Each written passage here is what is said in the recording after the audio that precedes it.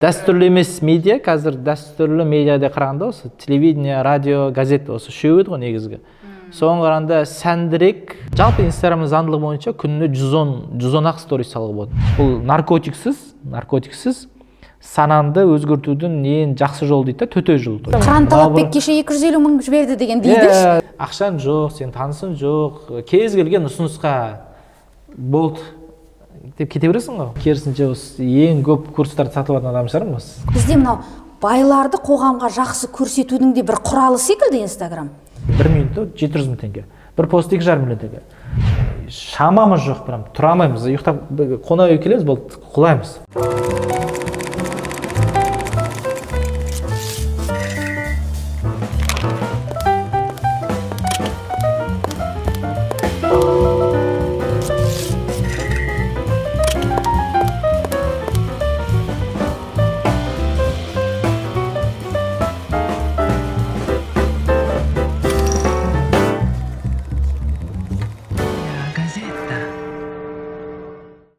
Қайырлы күн достар, Ля Газеттаның кезекті эпизоды. Бүгін бізде қонақта журналист бауырымыз, travel блогер деп қазір танып жүрміз, саяхатшы Жихан Кез десек те болады. Өркен Кенжебек, қош келдің бауырым. Экс-журналист демекші, аватаркаңа қарасақ, профильде жаңағы traveler, медиа маман деген, контент креатор деген сөз бар, Неге журналист деген сөз сыймай қалды ма?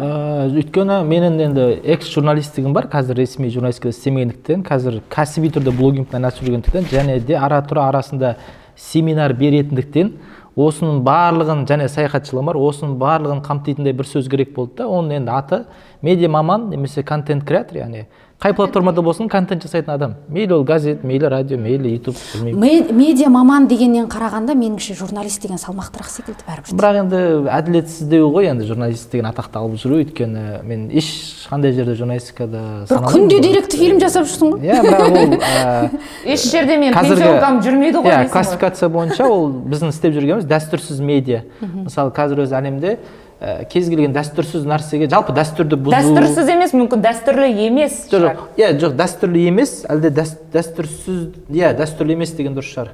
Кез келген бұлай дәстүрден аттау кішкене сәндірек көрінеді ғой, мысалы, ережесіз жекпе-жек, бір ережесі бар жекпе-жектен гөрі, болмаса бір шығыс медицинасы, жай медицинадан гөрі. Сол секілді дәстүрлі емес медиа, қазір дәстүрлі медиада қарағанда осы телевидение, радио, газет осы үшеуі еді ғой негізгі.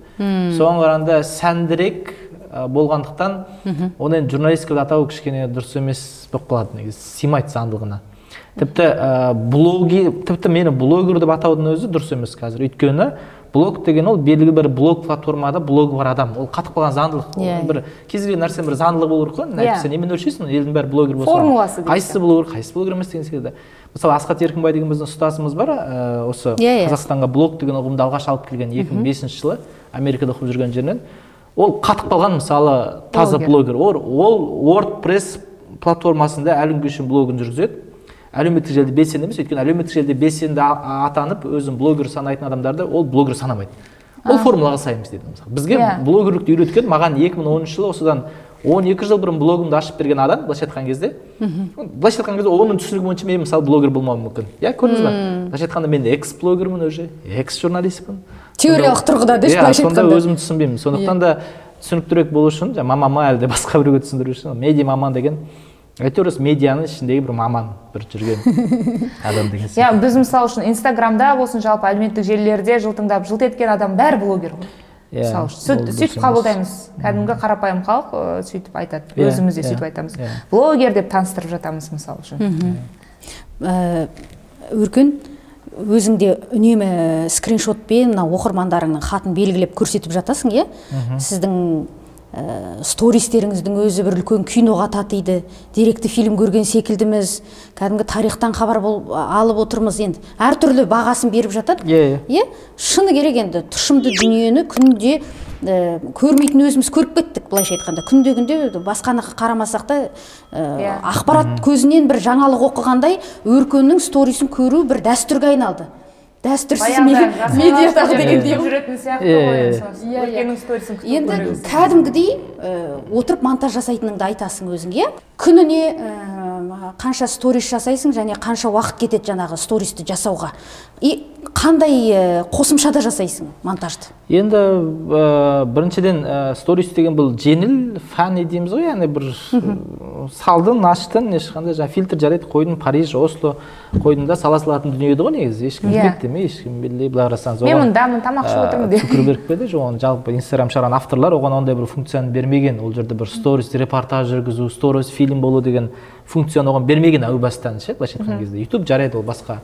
Бірақ мен өзім жаңа кәсіби айтып отырмын, 13 жылдық журналистік тәжірибе, жалпы өзіміздің бір кейбір қатып қалатын нәрсеміз бар, сол бір планканы көтеріп тастады, енді содан қайтамай жүрміз. Яғни әр сторис ол міндетті түрде монтажбен, оның астында фоновый музыка болу керек, 15 немен децибелмен әлде білмеймін, эффектісі болу керек, боялу керек деген секілді. Жалпы менің ойымша блогердің белгілі бір бағыты болу керек секілді. Мысалы менде қазір travel блогер деген форматқа жақынырақ алып жүрсем, әрине мен 100% travel блогер емес, өйткені менің контентімде 100% саяхат жайлы емес. Олай болғанын қаламаймын да, өйткені мен басқа да қызығатын салаларым бар. Кино, музыка, саясат, ол қызығушылықтарымды енді шыны керек шектеп қойып, тек қана саяхат. Ол мен саяхат мен бір қызығушылығым бір ғана. Өзіңді рамкаға салғың келмейді дейсің ғой. Бірақ дегенмен қандай да бір өзім блогер деп ұсынатын адамның белгілі бір қаузайтын саласы, сол салада өзінің экспертім деп айтатын бір темасы болу керек секілді. Сондықтан мен саяхат тақырыбын әдейі таңдадым, біріншіден. Екіншіден, мен былай ойладым, ақыры елдің бәрі қазір енді негативке құмар болса, жарайды, құмар болған кездерде енді сондай ақпарат көп жиі таралса, саяхат туралы контент жазғаннан, мысалы мен Жапония туралы 26 пост жазған есімде әлі үшін. Өйткені ол кезде пост көп жазатынмын, сторис, бір 700 сторис салған шығармын Жапонияда 8 күн болып. Мен айтамын да, ол 26 посттан анық зиян болмайды да оқыған адамға. Былай өлшейсің ғой. Анық зиян болмайды, пайда болмаса. Әрине. То есть пайда болмауы мүмкін, бірақ зиян точно болмайды деген секілді. Бірақ сен мысалы бір саланы білмей, тексермей, айталық жаңағы үкімет қайда қарап отыр, әлде Қазақстан Қытай басып жатыр деген секілді жалаң ұранға, әлде бай баламға, әлде бір тексерілген ақпарат, вакцина дұрыс емес, білеміз, Сингапурдың түбінен бүгін спутник өтеді, құлақтарын жабыңдар, әйтпесе қанағат деген секілді ақпарат салдың, одан точно зиян болуы мүмкін. То есть ол салада сен эксперт емессің, одан позитив жоқ, негатив бар. Сен өзің субъективті даже ол ақпарат пайдалы болған күннің өзінде, ол негативті тоны болса, ол бәрібір саған дұрыс әсер етпейді. Көңіл күйін түсіреді, құрбосқа энергияң шашылады, бір бәле деген секілді. Айтайын деп отырған бұл тақырыпқа мен келгенімде осы бірнеше аспекті болды да. То есть біріншіден тақырып болу керек болды, екіншіден ол пайдалы болу керек болды, анық зиянсыз. Жаңа не дейміз енді, бір оскорбинка деген шығып қойсан, бір 10 шығып қойсан да қатты бір уланып қалмайсың ғой, бір. Сол сияқты да, бір жарайды, 100 сторис көрсең де уланып қалмайсың. Үшінші, бұл менің ермегім, бұл менің қалауым. Яғни бұл мен былай айтамын да, егер Инстаграм жоқ болса да, егер Facebook жоқ болса да, бәрібір осы 47 еліме, бәрібір осы 50 еліме саяхаттайтын едім, бәрібір осы ісімді жалғастыратын едім деп. Камера жоқ, наның орнына фотоаппарат болса да, проблема жоқ. Мысалы Өркен, сен күнделікті көрермендерге отчет беріп отырасың да? 48 сторис болды бүгін, 70 болды деген сияқты да, күнделікті отчет жүріп отырады. Ол көрерменге де сондай болып кеткен да, бүгін қанша түсіреді екен, оқырмандардың барлығы бүгін қанша түсіреді деп отырады да, жағарып бітіп нетіп отырады. Ал өзіңнің сондағы рекордың 75 болып тұр ма қазір сторис? Жоқ, ең рекорды. Жалпы Инстаграмның заңдылығы бойынша күніне 110 ақ сторис салуға болады. 110 ақ па? 110 бірінші сторис. Біреуді сала алмаймыз ғой. Біріншісіне 3 береді ол, келесі сторис. 110-нан арты сыймайды, в общем. Менің рекордым 90 бір бәле болды. 90 осы Мысырға, былтыр Мысыр сапарын монтаждағаннан кейін. Ассалаумағалейкум ағайын, қалайсыздар? Сонымен біз Каир бойынша сапарымызды бастадық.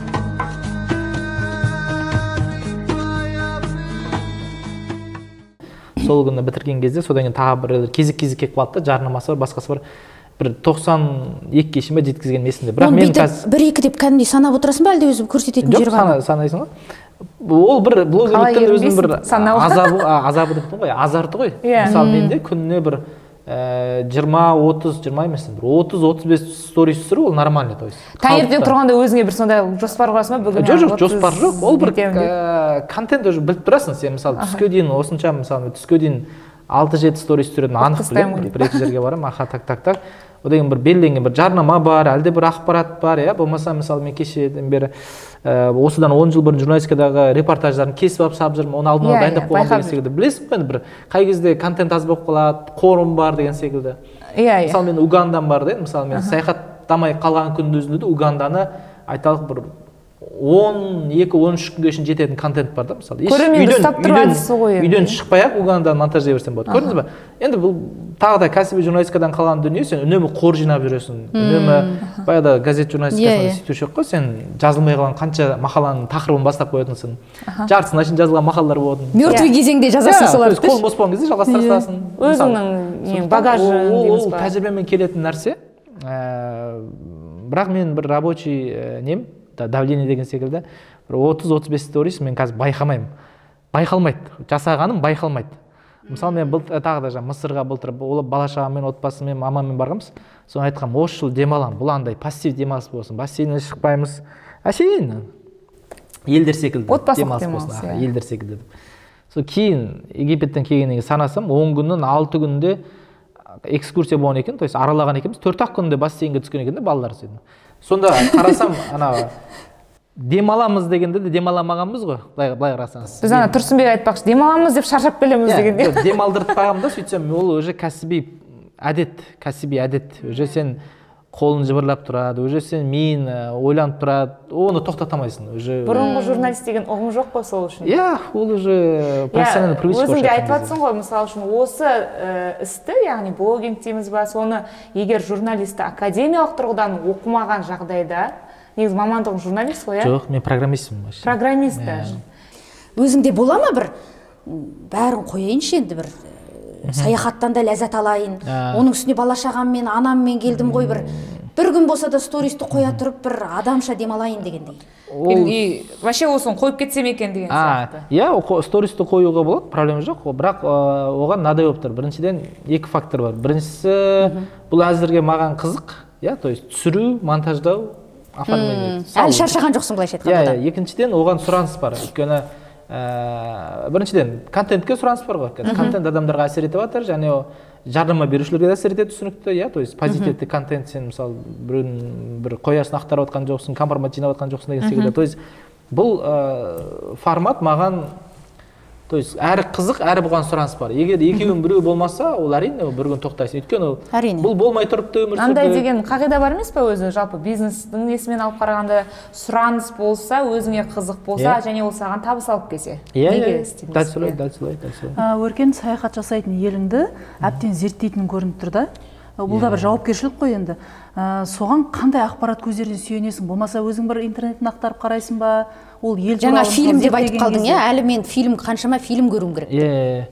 Ол енді мысалы Угандаға, жоқ, Руандаға баратын болсам, жастарға үлгі ретінде деген. Ол мені былай өте қарапайым түсіндіретін болсам, сен мысалы жаңа бір қызды алатын болсаң, әлде білмеймін бір жаңа. Неге қыз десем? Білемін, сен оны алмасқа болмайтындай бір ғашық болуың керек те, бір жаңа болмайды алмаса, аяғы есік болса да білмеймін, бір нәрсе де білемін, басқа бір жеріне ғашық болсын ба қайдам. Сол секілді кез келген елге барардың алдында оған ғашық болмасаң, ол елге барып керек емес те, өйткені көп адамдардың қателігі алдын ала ақпарат жинамайды, оны зерттемейді, сосын барады да стереотиппен барады да, мысалы айталық бір, білмеймін, Франциядан бір романтика күтеді, Франция, Парижге барсаң, ол жерде Сенегалдан бір бәледен келген мигранттар жүреді, мысалы, тура Эйфель мұнарасының алдында. Тіпті Эйфель мұнарасының өзі оған әсер етпеуі мүмкін, жай ғана электр баған секілді былай қарасаң. Темір арматурадан салынған кәдімгі баған ғой енді. То есть адам бір махаббатпен бармаса, ол кез келген елден сен бір ұнамайтын дүние табасың мысалы. То есть сондықтан ол алдын ала махаббат сенде болу керек. Ал ол махаббат сен қалай тудырасың, қоздатасың? Ол әрине ол елдің мәдени мұрасына, ол елдің бір тарихына деген құрмет болуы мүмкін. Мысалы, біз Эфиопияға барған кезде ол 120 миллион адам тұрады, енді табиғат дым жоқ. Енді былай дайындықсыз барсан, ол жерде тек негатив көресің. Босыған адам, білмеймін, криминал, то есть әлемдегі ең қауіпті жер.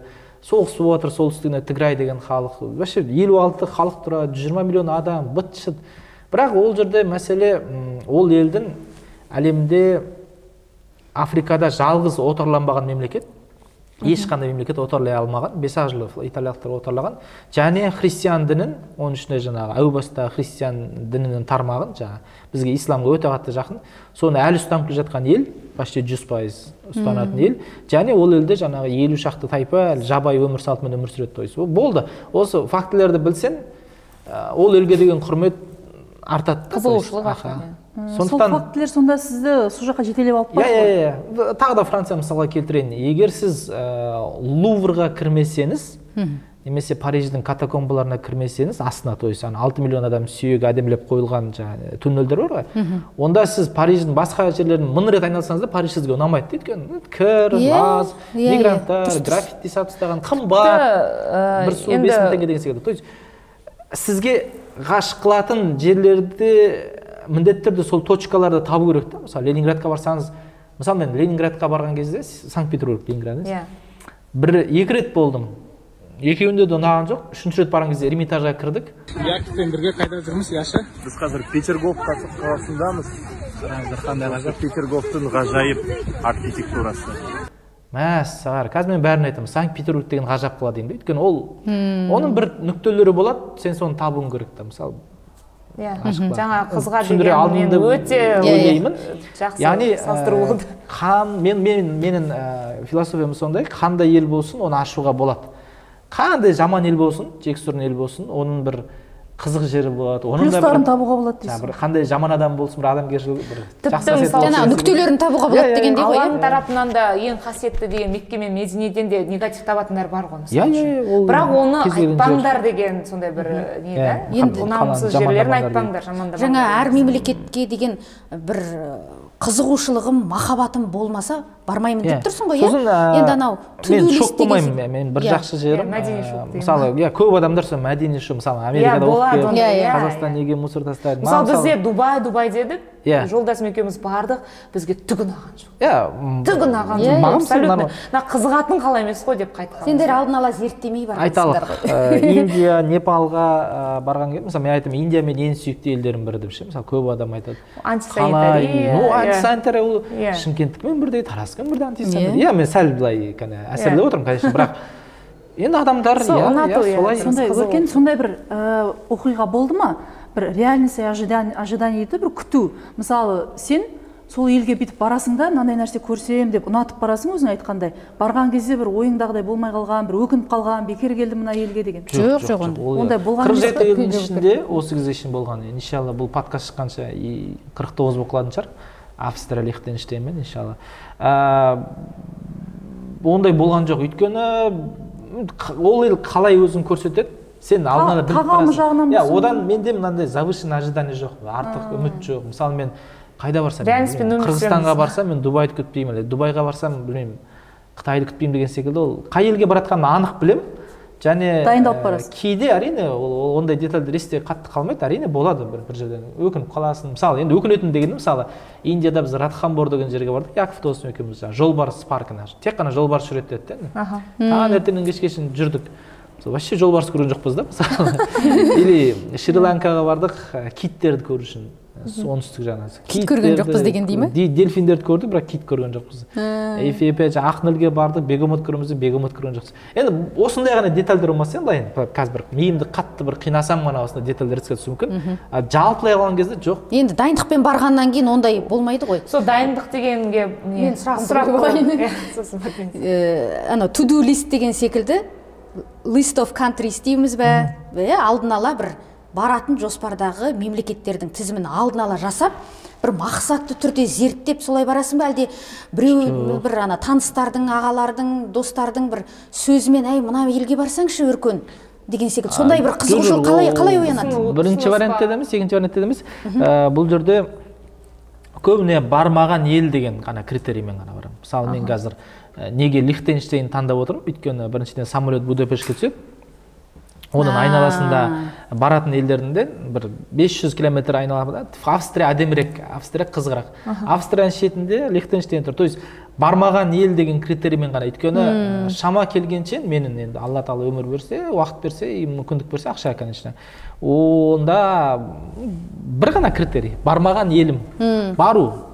қанша жерден ол қызық бұрын мысалы бұл 47-нің алдында деймін да, бір екі ғана болған кезде бармаған еліңнің тізімі көп болды ғой, сол кезде қалай таңдадың? Жоқ, ол кезде мүмкіндікке байланысты қайда шақырады сені. Мысалы біз енді шыны керек, мен әлі күнге шейін бір өкінетін жағдайлар бар. Өкінетін деген кезде күлем, бір Малайзия шақырып медициналық туризм бойынша 10 күн Малайзияда болдық, бірақ соның 9 күні больницада жүрдік деді, бірақ күні ел араладық. Бірақ енді елге келгеннен кейін сол жайлы 5 мақала жазу керек болды, Жас Қазақ газетіне шығарттым оны, сосын 2-3 минуттан телевизиялық сюжет жасап беру керек болды хабарға. Малайзия медицинасы керемет деген. Әлі күнге шейін өкініп өліп қалдым. Ана былайша айтқанда 10 күн саяхатта енді бір 100 күн саяхаттағандай сығып алды да. Мен өйткені ол кезде ақшаң жоқ, сен танысың жоқ, кез келген ұсынысқа болды деп кете бересің ғой, басын тәуекел деп. Қазір енді олай емес. Балғашқы бір 15-20 ел солай жиналған шығар сол шамасы. Әйтеуір шақырған жерге, әйтеуір бір случайно мына кісімен ілесіп барып қалайын деген секілді. Енді бұл енді барудың жаңағы басқа технологиялық жағын бәрін айтып кеттік қой. Енді мынандай қаншама елді, әлемді аралап жүрсің. Әр мемлекетке барғаннан бір өзіңе бір жүрегіңе, жаныңа бір дәріс, сабақ дейміз бе, әр мемлекеттің дәстүрі бар, басқасы тарихы бар дегендей, қандай бір өзіңе өмірлік әр мемлекеттен, әр ұлттан бір сабақтар алып қайтасың. Соның ішінде бір ерекше әсер етіп жүрегіңе мына халықтың мына дүниесінен бір сабақ алатындай екен, қазақтың өміріне енгізетіндей екен деген бір кәдімгідей көңіліңе бір көкейіңе қонатын дүниені айтсаң. Енді мысалы маған Кореяның мысалы қатты әсер еткен. Қатты деген кезде қалай, қазір есіме түсіп кетті. Мысалы Кореяда біз 69 деген бір неге бардық, биік ғимаратқа, соның басына шықтып, соның тарихын зерттеп қарасақ, ол 69 деген ба ғимарат жаңағы 1985 жылы ашылған, мен туған жылы. Жай ғана коммерциялық ғимарат, бір бизнес орталық қой, биік. Соны ашқан кезде елдің президенті келген, елдің премьер-министрі келген, ақсақалдар келген, интеллигенция бата беріп, қуанып, сол ойлағам, неге десем, сөйтсем, ол жаңағы сол кезде 85 жылы Токиодағы, то есть оның ата жауы Жапониядағы ең биік ғимараттан 1 метр биік болған екен да, соған бүкіл ел қуанған. Біз 1 метр биік сала алдық.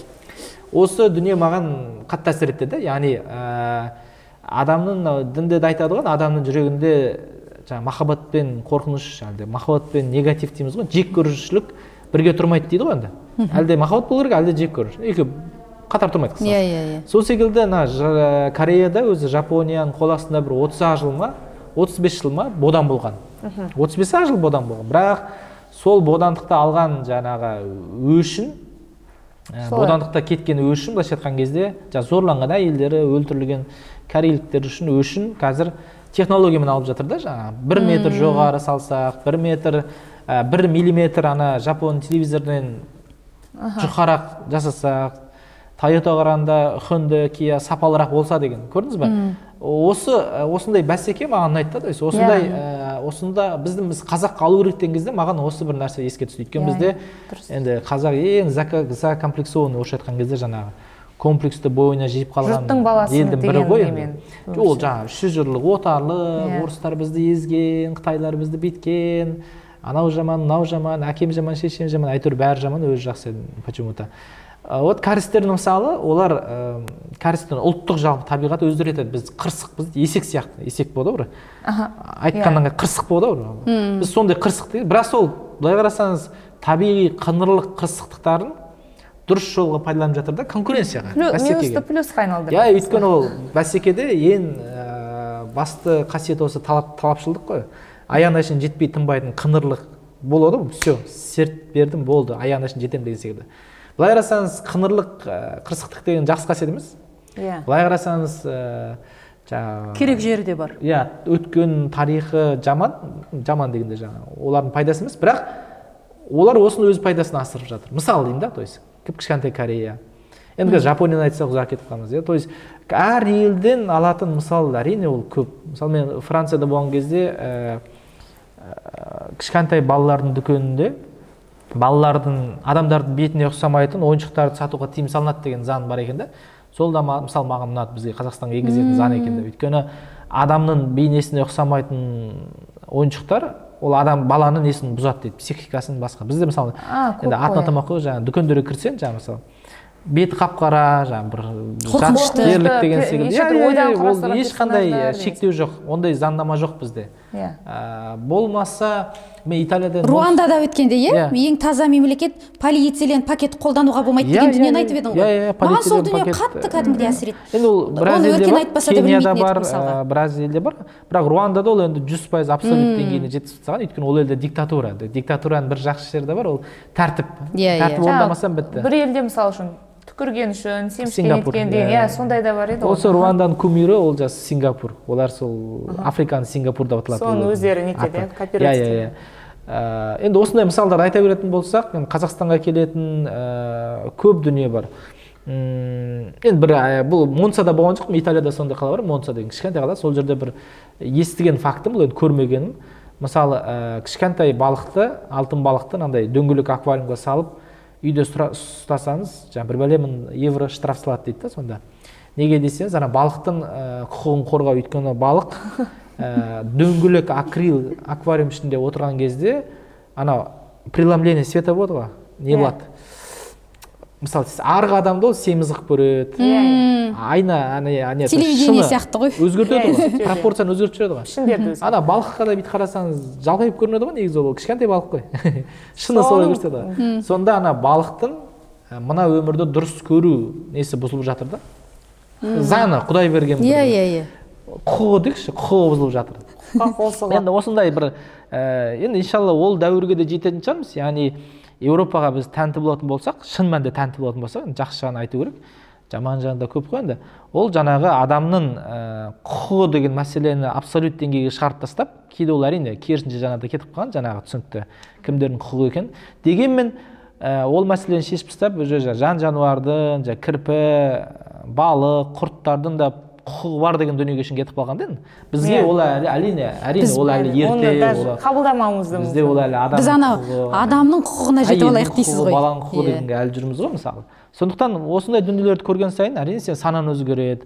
Осы саяхат, жаңағы мен Әлішер Елікбаев деген ағам бар, сол айтпақшы, бұл наркотиксіз сананды өзгертудің ең жақсы жолы дейді, төте жол. Соны сұрайын деп жатыр едім, біздің өйткені аудиториямызда ертең әйелдер ғой, ол ұлтты тәрбиелейтін, жаңағы баласы арқылы ұлтты тәрбиелейтін әйел адам. Соларға бір лайфхак ретінде айтсақ та осы, бізде әлі күнге дейін саяхаттау бір туризм мәдениеті жетіспейтін сияқты.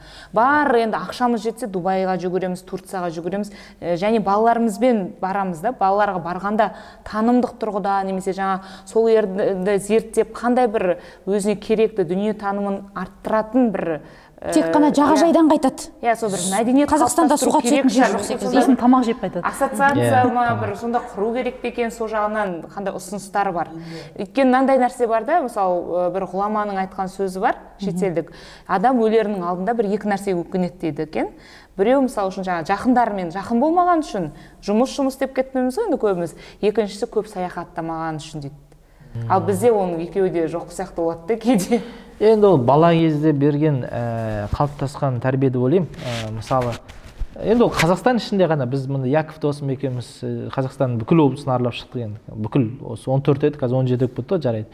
Бүкіл қалаларын, ірі қалаларын, Байқоңыр, басқа Текел деген секілді ауылдарды аралаған жоқ. Сонда мысалы біз айтамыз да, мысалы ақтаулықтардың қанша проценті Алтайда болды. Мен ойымша бір 90% точно болған жоқ шығар деп ойлаймын. Прямо целенаправленно бір Ақтауға барып Алтайға барып демалайыншы. Болмаса сол Өскемендегі қазақтардың, кержақтардың, басқа ұлттардың, то есть қазақстандықтардың қанша проценті Каспийде демалады? Тағы да 90%. Сонда біз Қазақстан ішінде біз бір-бірімізден араласпай жатырмыз да, сол үшін де бізде стереотиптер пайда болады. Өзі адам араласып танысып біліспегеннен кейін стереотип пайда болады. Шымкент жаққа барсаң алып қашып кетеді, ол солтүстікке барсаң оңки орыстар арақ ішіп жатыр әлі деген секілді бір бар ғой, стереотип. Өскеменге барсаң андай, Адайға барсаң ұрып кетеді деген сияқты ма бір. Бұл стереотиптер неден пайда болып жатады? Егер бір-бірімен араласса, бұл араластық өкінішке қарай тоқтап қалды. Бұрын мысалы енді 300 болды, жаңағы қазақ тілінде неге диалекті жоқ, өйткені бізді жаңағы түсінікті ғой. Араластырады. Бір-бірімен араласқан, құдандалы, жайлауы, ананың қыстауына жақындатқан. Қарап тұрсаң ол жер шалғай ол кезде. Әйтпесе мүмкін емес, қазақ тілінде диалектің болмауы деген ол өте үлкен біздің жетістігіміз да. мысалы кіп кішкентай Дағыстан деген білмеймін енді ол салыстыруға келмейді біздің ешқандай облыспен. Тіпті өзбектер Өзбекстанның өзіне сондай ғой, ферғанасы басқаша сөйлейді, қоқандықтар Самарқанды басқа деген себебі, Хиуа вообще басқа ел, Хорезм хандығы бұрынғы. Сондықтан да вот сол ата бабаларымыз салған әдемі дәстүр, жаңағы қыз болып, қыз алып, ұл беріп, құда болу, тіпті біздің ол батырлардың, мен осыны жиі бұрын мысалға келтіретім, қазір аты жөндерін ұмытып қалдым жиі алмағаннан кейін. Батырларымыздың өлу, туған жері мен өлген жерін қарасаң, керемет осы бір керемет патриотизм. Географиясы кең. Қазір Ағыбай батыр еді, солтүстік Қазақстанда бір шошақ басты күмбездер бар. Қазір Ағыбай батыр, қателеспесем, әлде қателесем бүгін кешіріңіздер. Может, ютубта астында түзерсіздер. Ол бір Алматы облысы Жамбыл ауданы жақта туған батыр, мысалы қазір бейіті солтүстік Қазақстан облысы Петропавловскінің түбінде жатыр да. Егер ол шынымен де жаңағы рушыл, жарайды 100 жыл болсын, онда ол Алматының түбінде өлу керек еді мысалы, жарайды Тараздың түбінде өлсін, максимум ұлы жүздің территориясында. Бірақ ол орта жүздің территориясында Ресеймен шекарада жатыр. Болмаса Орбұлақ шайқасы әйгілі, өте қызық мысал. Ол жаңағы Жәңгір Сұлтан көмекке Қытаймен шекара ғой, Жоңғар қақпасы жақ, мына жақ, Талдықорған ар жақ, Бұрханбұлақтың ар жағы. Сол кезде көмекке кім келеді? Самарқандта мысалы, Жалаңтөс Баһадүрге. Самарқанд қайда? Анау Қытаймен шекара қайда? Сол замандағы, яғни мына алыс-берістік, ол қазіргі интернеттің дәуірінің өзінде тіпті ондай алыс-берістік әлі ондай деңгейге жеткен жоқпыз да? Көрдіңіз ба? Мамай батыр мысалға, кезіндегі жоңғар шапқыншылығында ерлік көрсеткен. Сыр бойында жүреді, Түркістан жақта, сол жерде ерлікпен қаза тапқаннан кейін енді сонау шығысқа Абай еліне әкеліп сүйегін алып келеді, бірақ ішкі құрылысын бұзылып кетеді деп Түркістандағы Ахмет Яссауидің кесенесіне жерлейді деген секілді ғой енді. Қарап тұрсақ біздің генімізде бар болып тұр ғой жиһангездік, ол көшпелі халықпыз оның үстіне. Осы қазір тоқтап қалды. Сол үшін саяхат ол міндетті түрде керек. Оны балаларымызға үйрету. Танымды кеңейту керек. Мен қазір енді сіздер сұрақ қоймасаңызды айта салайын, жаңағы балаларыңызға беріп жатқан тәрбиеңізді деп сұрады. Мен айтамын, жоқ, ол сұраққа жауап бермеймін дейді. Өйткені ол оның тәрбиесі қандай болатынын мен білмеймін. То есть как бы өзіміз тәрбиелеп жатырмыз деп мақсаттарымыз, бірақ 20 жылдан кейін қалай болады? Қанша елге апардыңыз балаларыңызды? 3 дедің өткенде? Біздерге 3, Қазақстан, София айтып жүреді оны.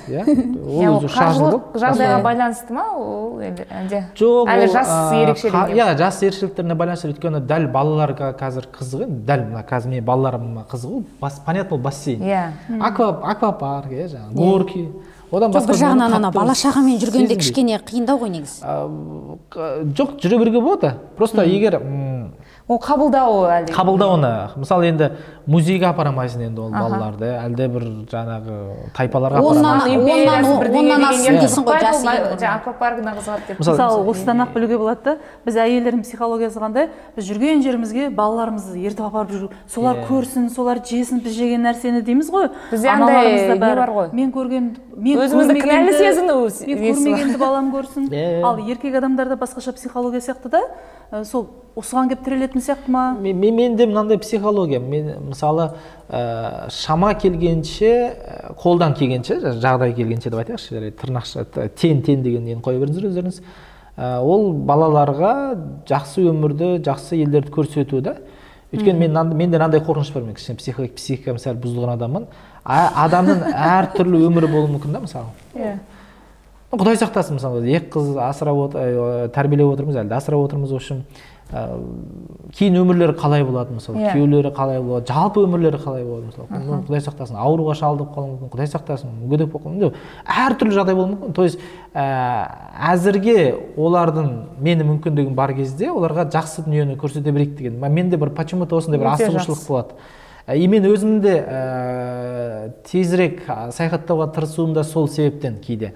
Бірақ бағана өйткені мына мүмкіндік ол жылда бола бермейді, күнде бола бермейді мысалы. Украинадағы да, мысалы, Украинаның түбінде Приднестровье деген ел бар. Молдовияның ішінде соғыршы ел, то есть ол елді ешкім мойындамаған, бірақ ол да бөлек ел саналады. Соған мен мысалы былтыр қыркүйек айында баруым керек еді, Яков Федоров, Артур Нигметов, мен інімнің тойы болып қалып қалдым да. Қазір ол елге барамаймын. Өйткені Украинада соғыс болып отыр да, Украинаның несі ракеталар қазір преднастроенно атакалап жатыр. Атқылап жатыр. Тирасполь деген қаланы. Қанша қаланы? Былай қарасаң, енді ол қалаға енді мен білмеймін, ол ел қазір жоғалып кетпесе, случайно 5 жыл ішінде. Душанбеде сондай болды. Сосын кейін жаңағы қандай керемет еді. Енді кейін балаларымның тағдыры қалай болады деп айтып отырсың ғой, Құдай сақтасын деп, иә? Құдай сақтасын, және де ондай жаман болады деп мен ойламаймын. Неге? Өйткені Өркен былай ғой, бағана өзің айтып отырсың, барлығы ата-анаға, мынау неде тәрбиеге байланысты деп отырсың ғой. Мысалы, кішкентай кезіңнен әке-шешеңнің берген тәрбиесі арқылы, мысалы, осындай дәрежеге жеттің өзің, е? Енді сенің тәрбиеңді көріп отырған балаларың елді, жерді кезіп жүр, сауатты, дүние танымы кең, Өркеннің тәрбиесін көрген баласы бұдан да кең болмаса, одан төмен болмайды, және де ол жақсы адамға, дүние танымы жақсы адамға кездесіп, бұдан да көп мемлекетті көріп, шетелде оқиды. Өйткені мынандай дүние бар, анау ата-ананың бәрібірде дұғасы қабыл болады ғой. Мен мысалға, менің әке-шешем кішкентай кезімізде отырғанда, мына 93 жыл болашақ бағдарламасы шыққанда, білмеймін неге екен, менің анам балаларым болашақта оқыса ғой деп. Мен керісінше өмірі шетелде оқу деген дүние менің шұйықтасам түсіме де кірмейтін, және соған бір қолым жетпейтін ауылда жүрген бір қыз едім ғой. Бірақ менің анам дүниеден өтіп кеткеннен кейін де анамның сол кездегі дұғасы қабыл болып, мен 4 баламмен 31 бәле жасымда мысалы Англияға барып келдім деген секілді ғой. Сондықтан бәрі мынау ниетпен, Алла қаласа, күйеуім оқуға түсті. Соның бәрі мынау ата-ананың дұғасы, жақсы ойы, баланың жетелеуі, тәрбиесі, ана мен әкенің бағыттауынан туады бәрібірде. Мына жапондарда икигай деген тағы да үлгі алатын тұс деген кезде, икигай деген пәлсапасы бар ғой. Олар жаңа бақытты іздеу деп айтады, бақыт табу емес, оны іздеу дейді. Бізден бақыт табу деп айтады, жоқ. Сол кезде олар айтады, сен адам мысалы күніге қуанамайды дейді. Мысалы күніге сен бала тумайсың, күніге диплом алмайсың, күніге машина алмайсың, ол бір жылына бір. Вот күніге сен ләззат алатын, күніге сені қуантатын дүниелерді тауып ал дейді. Мысалы олар сол үшін жаңа ике бана құрастырады, жаңа қағаздан неледі, бір гүл егеді, тастан жаңа бақша жасайды, то есть тастан бақша жасайды. Яғни олар күнінде күн қылатын, былайша айтқан кезде күніне мән беретін дүниелерді өзің тап дейді ойлап. Кішкентай маленький радость дейді ғой, кішкентай шаттық, кішкентай қуаныштар.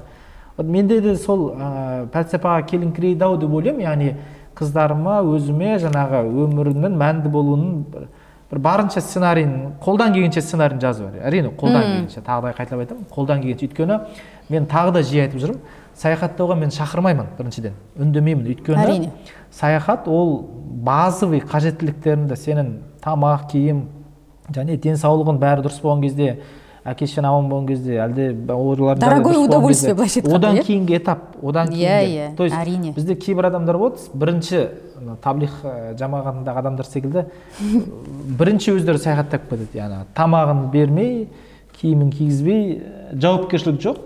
Мысалы кетті бір жаққа, дивана секілді. Ол дұрыс емес. Ол өзімшілдік сияқты. Ол өзімшілдік, вообще дұрыс емес. Екіншіден, саяхатта бір мән болу керек. Өзі жалпы ислам бойынша саяхаттан халал болу қандай дегенде, адам керісінше саяхатта тақуалану керек та. Тақуалырақ. Өйткені сен үнемі жолдасың, үнемі сен намазында шүкіршілікпен тәубешілдік көбею арту керек. Бір жерге мысалы ғибрат алуға бармасаң, Құдай сақтасын, сол жерде өліп қалсаң, енді ол не үшін бардың деген сұрақ туады ғой, мысалы енді.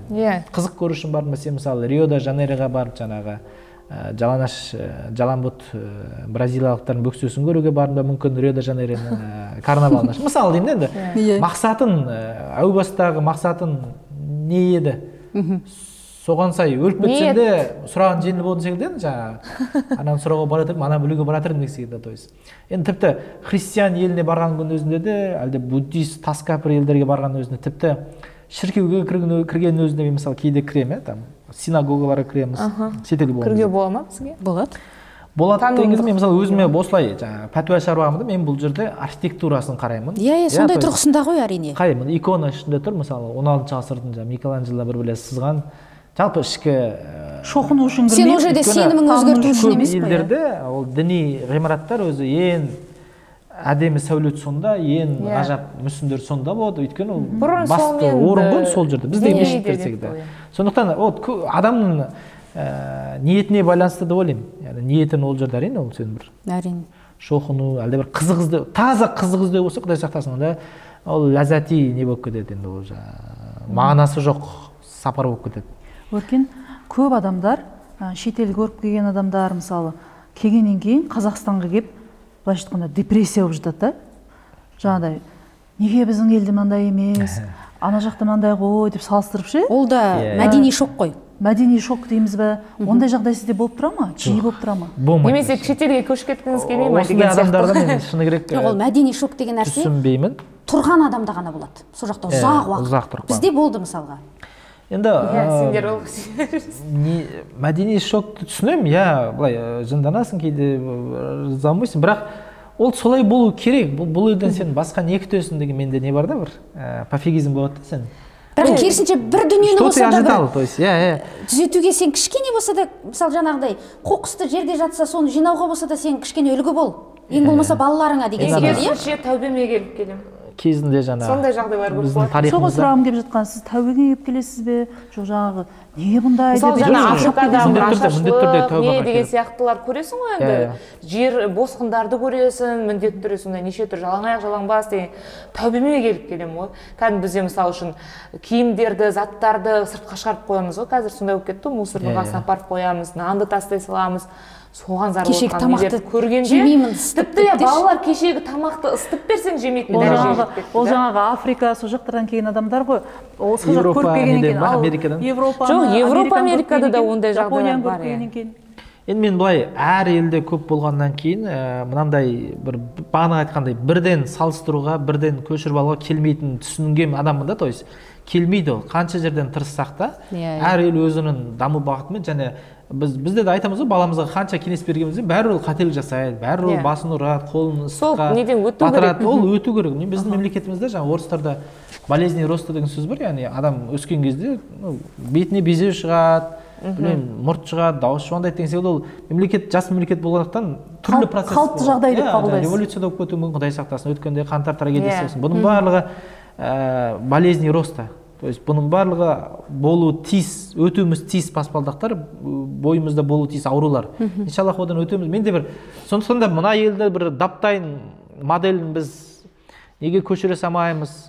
Келмейді ол, мүлдем келмейді. Жапония, Сингапур мүлдем басқа. Оны біз қанша жылғы малайлармен қырылысқан этникалық қырғындар білмейміз. Қазіргі гүлдеп тұрған Сингапурды көреміз. Бұл мысалы біз Дубайды көреміз да, біз оның алдында қанша жылдар бейшара кедей болып жаңағы балық аулап, маржан теріп жүрді, мысалы, бұл арасаңыз бір құмның ортасында бір қанша жылға азап тұрды. Қазір біз оны тек бір рахат сәтін ғана көріп тұрмыз ғой.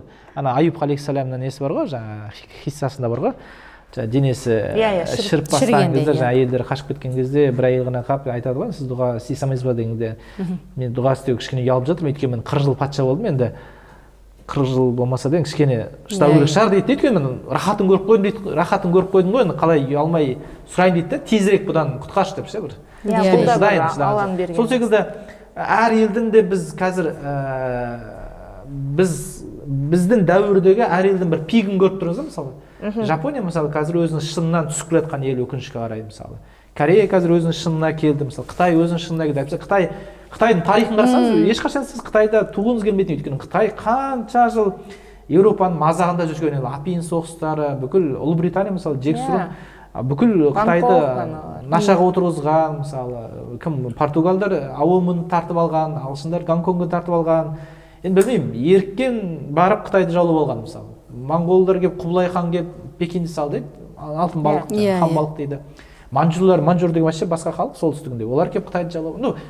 Қытайдың тарихын қарасам бір қызығатыным жоқ. Өкіп бейшара халық. Қазір олар шынында тұр. Сондай бір тарихи сәт сондай келді. Біз сол сәтте ғана біздің биігімізге көрінгеннен кейін шіркін-ай неге Қытай секілді. Мен бұл сұрақ қойып отырған себебім, жастар, көбіне жастар барады да, әсіресе жаңағы оқу бітіреді да, сол жаққа оқуға түскісі келеді, қазір армандайды жастардың барлығы, елден кеткіңіз келеді, мына Қазақстаннан дейтін көп пікірді оны мойындауымыз керек та, ондай пікірде жастардың көбісі. Мүмкін олар сол жастық максимализммен сөйтіп қарайды ма? Мысалы, сен енді ақыл тоқтатып, саяхатқа шыққаннан кейін мүмкін басқаша қарайтын шығарсың саналы түрде. Ал жастар 18-дегі 20-дағы адамдар басқаша қарайтын шығар мүмкін.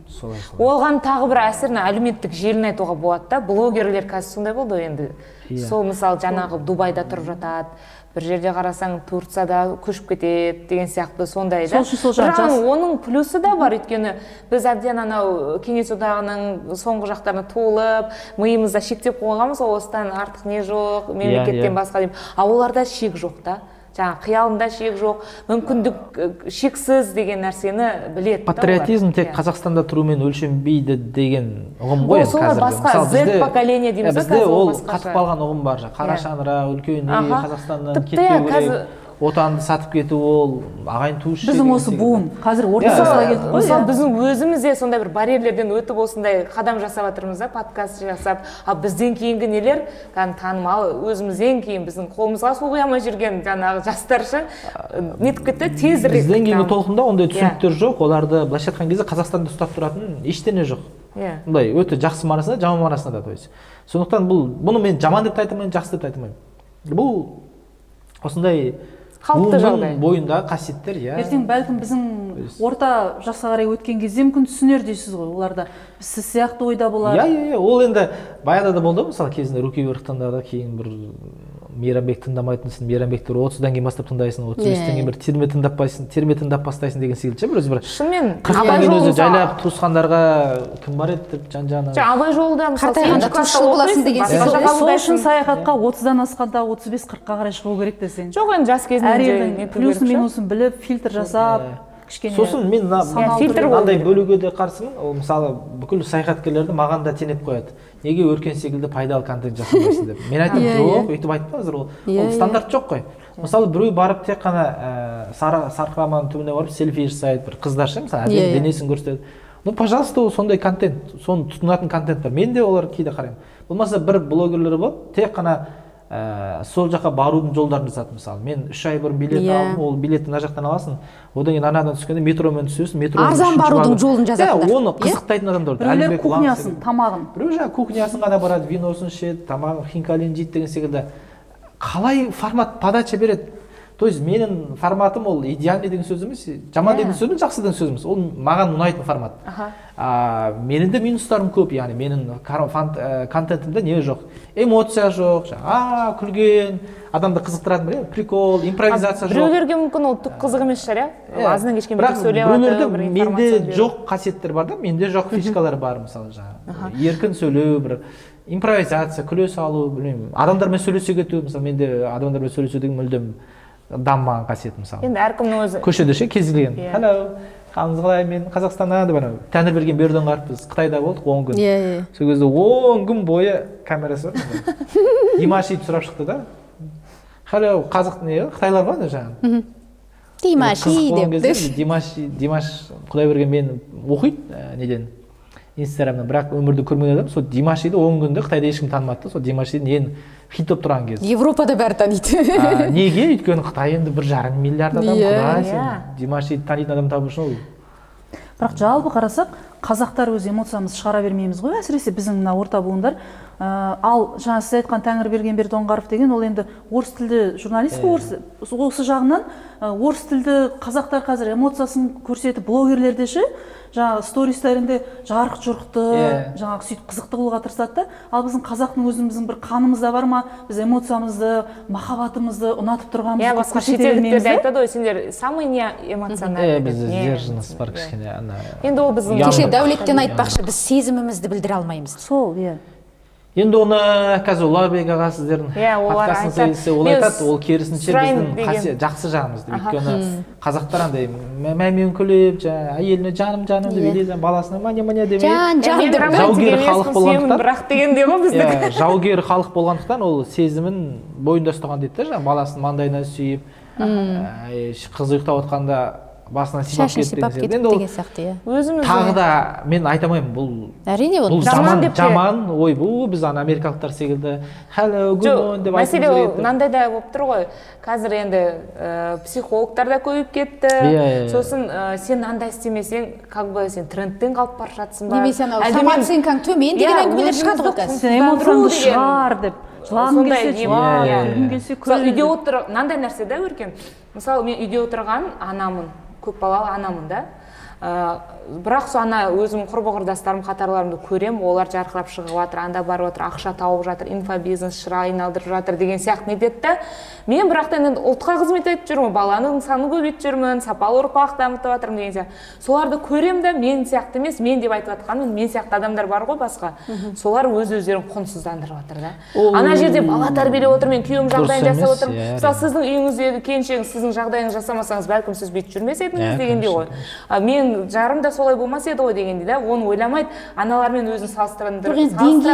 Мәселе ол да сауатсыздықтан, жаңағы білімнің төмендігінен содан келіп депрессия, апатия, психологқа жүгіну, қызыл жіпке сену деген сияқты нәрселер шығып кете ма деген нәрсе ол менде. Бұл жерден бір дайын рецепт айту қиын, ол адамдарды да кінәламайсың, өйткені бәрімізде еліктегіш адам баласы өзі, Алла тағала өзі Құдай пендесіне жаңа бір қасиеттер берген ғой.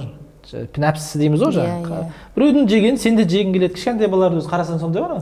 Міндетті түрде ана келесін аузына таласады. Өзінің алдында тұр, бірақ ананы жегісі келеді. Ол одан жаман болса да. Жалығу, күнде бір жақсы нәрседен жалығып кетесің. Енді біз амал жоғында әлеуметтік желілерді жауып тастай алмаймыз, және блогерлерге айта алмаймыз, енді қарапайым киін, сағат тақпа, білмеймін, Гуччи тығып қой деп. Енді әр адамның бұл жерде жауапкершілігіне саламыз. Айтпақшы бір нәрсе есіме түсіп кетті. Осы кезде мен жалпы қорқатын дүнием ол жаңа көз тию, сөз тию, назар деген мәселе. Қазір жалпы өз пайғамбар саллаллаху алейхи хадисінде де бар ғой, сіздер айтқансыз, діни саяси бұл контент емес деп, дегенмен амал жоқ.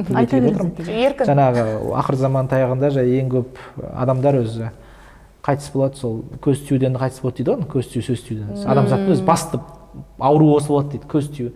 Осы бір әлеуметтік желіні меңзеген секілді пайғамбар саллаллаху алейхи өйткені қазір адамдарды айтпай ақ қойын, өзімізде мысалы бүкіл өмірімізді сыртқа көрсетеміз. Біреу сыйлық берді, кеше біз ой күшті пицца жедік, бүгін міне Америка кетіп бара жатырмыз, ой мына Қыран Талапбек кеше 250 мың жіберді деген дейді. То есть ол сен қанша жерден сен өзіне көз тигізбеймін десең де бәрібір көз тигізесің де, мүмкін емес ана адамдардың сен қалай қызығады ғой енді, қызығу деген ол оның үстіне қанша миллиондық аудиторияң болса, қанша мың. Сондықтан осы дүниеден қорқасың, ол жаңа мәселе адамдардың апатиясынан да бөлек. Біз бір-бірімізді жаңа көзімізбен атып атырмыз, былайша айтқан кезде бір-бірімізге оқ атып атырмыз. Мен де мысалы біреулерге қызығамын, Сырымбек тау бүйтіп атыр. Нетеді екен мысалы. 18 миллионға аукционнан бере салды деген секілді. Ойлап қойсын, біреу қызғанышпен қарайды, біреу қызығып қарайды деген сияқты ғой. Осы ниетіңді түзелеу қиын ғой енді. Адам іші тар болса, онда ана энергиясы қара энергия болады да, ана адамды оңдырмай түседі мысалы да, Құдай сақтасын. Мамасетадан қызыл жіп тағып жүреді. Күшті дүниені айттың да, өткенде бір аукцион болды, 11 миллионын тастай салып ана дүниені сатып алды, 7 миллионын тастай салып тағы бір дүниені алды да, 18 миллионы былай-ақ бір-ақ күнде бере салды садақаға деген секілді дүниелерді мысалға күшті келтіріп айтасың да, бір жағынан ана жеткізу тәсілің ұнайды маған. Оған бір анандай жаман пиғылмен емес, қызығып шын қазақта болсын, қазақ байысын деген нәрсені жеткізесің де бір жағынан астарынан, анаған осы ақша неге менде жоқ, мен неге сөйте алмай отырмын, неге мен бүйте алмай отырмын деген мүлдем ананда қара бір сондай бір қараңғы пиғыл мүлдем келмейді да ойына. Ол адамның өзінің позициялауына да байланысты ғой. Мысалы Сырымбек тау, айталық Кенес Рақышев, мен әдейі айтып отырмын, бұл жаке Айдын Рахымбаев десе, адамдарда бір 90% адамдарда негатив тумайды. Хотя ол кісілердің байлығы масқара да, мысалы. Өйткені ол адамдардың өзін халыққа ұсынуы дұрыс. Әйтпесе одан байлығы төмен емес, одан байлығы жоғары қаншама байлар бар, олардың атын естіген өзінде адамдар уже бір қарғап-сілеп деген сияқты. Ешнәрсе істемесе де қарғап-сілеп жатады. Бұл адамның өзін ұсынуды ойлаймын. Егер адам өзін дұрыс ұсынса қоғамға ниетін білдірсе, қоғамның алдында жауапкершілігін түсінсе, адамдар оған тілеулес болады деп ойлаймын. Осы жерде байлық туралы бір сөз айта кетейікші осы жерде. Кезінде мысалы қазір біз байларды шыны керек, жалпына бай адам дегенде жек көрушілік кішкене бар ғой, сондай психология, Ал кезінде сол кәмпескелеу кезінде мысалы байлардың малдарына дейін кәмпескеленіп кетті. Бірақ сол қол астындағы қызметкерлеріне дейін көмекші болып, қазір ғана меценат деген дүние бар, кезіндегі байлар меценат болған, бір ауылды қамтамасыз еткен деген сал серілерге жағдай жасаған, өнеріне, ауылға, білімге, мысалы кезіндегі ана Қасым хан туралы айтамыз, Жәңгір хан туралы айтамыз, Жәңгірді былай қас албасты басқырсын деп Махамбет айтқанмен, ол шын мәнінде қандай ол білім жағына көмектескен деген секілді, бізде мынау байларды қоғамға жақсы көрсетудің де бір құралы секілді Инстаграм.